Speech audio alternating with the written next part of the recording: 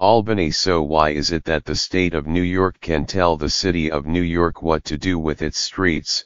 The question is a natural one in light of a proposal unveiled on Friday to charge drivers who enter Midtown and Lower Manhattan, a congestion pricing plan that would raise money for mass transit. The answer lies in Article 9 of the New York Constitution, which outlines the state's responsibilities and powers over its local governments, including their very creation.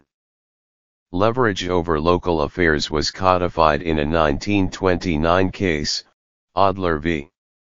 Deegan, which found so long as there was substantial state interest, the legislature could act on matters of property, affairs, or government, an opinion written by the jurist Benjamin Cardozo that has been widely construed. And while the issue of home rule, the ability of local governments to manage their own affairs, still generates lawsuits and calls for constitutional reform, the state's authority has been upheld by the state's highest court, the Court of Appeals.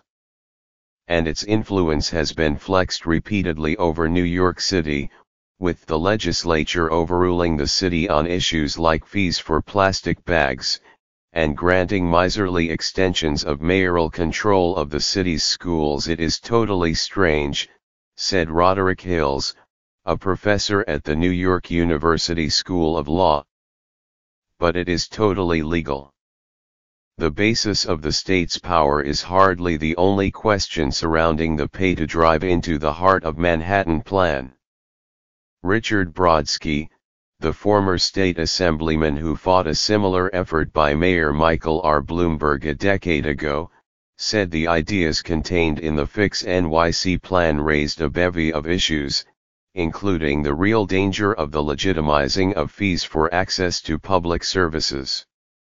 What the governor is talking about has these enormous social consequences, Mr. Brodsky said. Indeed, the politics of such a change is also an open issue.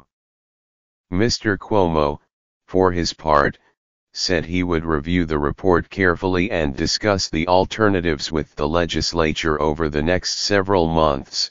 He said in a statement, "There is no doubt that we must finally address the undeniable, growing problem of traffic congestion," the governor said. Mayor Bill de Blasio, who has struggled to sway lawmakers in Albany on other legislative desires, expressed measured support for the plan, calling it an improvement on past proposals.